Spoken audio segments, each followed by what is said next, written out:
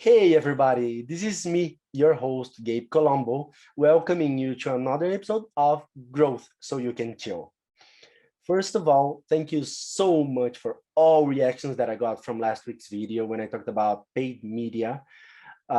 It's amazing to see that you can actually apply some of the tips that I give you because this is my main intention here to do things that you can actually apply in your daily routine and then see those three needles that we talked about last week: the needle of today, the needle of tomorrow, and the needle of forever, going faster and faster in a very sustainable way. So to talk about tests, I'm going to talk about my personal experience. This was a test. I found out that the release date for this podcast should be actually on Wednesdays, not on Fridays. Why, Gabe? Because people want to be able to apply some of the tips that I give you on their daily routine. And if it's Friday, oh my God, you're gonna wait until Monday to see if Gabe is doing or saying something that's actually applicable and that can help my business to grow faster and more sustainably? Yes. So from next week on, I'm gonna be releasing this podcast on Wednesdays. Okay. So now that you know how serious I am when I say that I'm sharing with you things that I've tried and that I've learned during my career, you know that I mean it.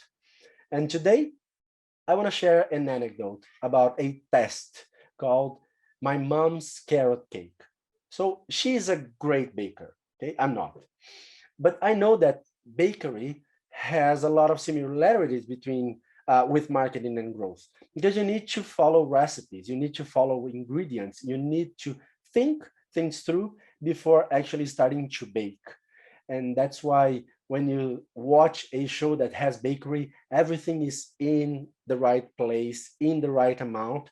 And marketeers, let's go. We know that that's exactly the way we work in marketing and growth.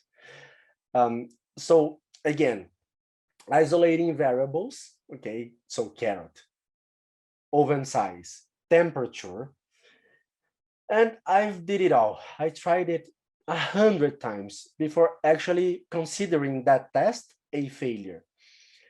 And then I realized that it tasted good. It tasted the way I was expecting it to taste, but it lacked the one thing that was really important to me: having her around. And sometimes you end up, after running a test, understanding that that test, even if it went well, it was not what you were expecting, and then you need to exchange the way you're seeing things. And that works. That happens when you're seeing marketing as marketing and growth as growth, and not as one of the backbones of the company structure and the organization itself. Because when we talk about how marketing is important, because marketing works on building value proposition, because we are responsible to create value proposition, and we need to test it to see if it fits the market that we are aiming for. That's exactly what I mean. Um, when you get a result from a test, you need to understand how that test not only ran, but also if that result is going to change the way you see your business. So, and testing limits is extremely important. And when you're baking, you cannot test limits as much as you want, because of course, the cake is going to go bad. But that is something that is not that similar in marketing and advertising and growth. Because in growth, sometimes you think, okay, I'm going to test that the color of that button. Will that result change, in fact, the results of your business? Um, wouldn't it be best if you would, for example, test landing page A with benefits from your product, benefits from your SaaS, for example, and the other one with features? Why? Because that's a test that will change the way you promote your business in the market. So that's actually a good example. I ran that exact same test a few times back in the days, and I still do that. But I remember that I was working for this HR tech company a few years ago, and the CEO always asked me about the way we would position ourselves in the market, and we worked with paid media to speed it up and to make it faster, so we could understand how our value proposition would fit in a certain market, and we did it. We ran that test, and then we understood that benefits in that case specifically was something that had a better conversion rate than features. Because of course, when you talk about benefits, people will understand their pain. They will see that you're actually there to help them in to make their life better and their work to be more productive. That was the case for that HR company. And so when you build a hypothesis, always think about the outcome.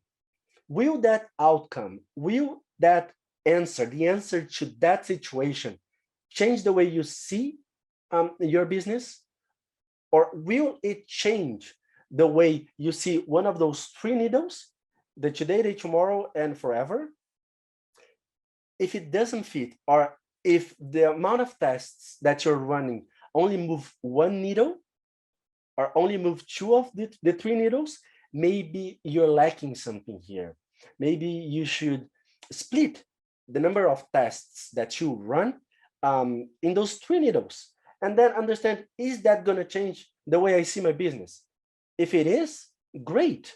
If it's not, is it something that I need to move the needle of today? If it is, great. If it's not, let's rethink that. Okay? Because of course, running tests can become an addiction, and you can end up exchanging colors in buttons and headers and not actually increasing lead generation or sales acquisition for your company. And that's it for today. I hope this tip helped you. It's a very abstract concept, testing itself. Of course, we have several ways to run tests, but when you think about testing as a part of your work, a part of your life as a marketeer, growth specialist, we need to understand how that can actually help you and how that can actually make your company to grow faster and more sustainably. Okay, so that's it for today. I will see you on Wednesday. So I really hope you liked this episode, and why don't you leave in the comments below a test, for example, that you did that was great or that you learned something from. I'm Gabe Colombo, your host, and I will see you next Wednesday, okay? Have a great weekend. Bye-bye.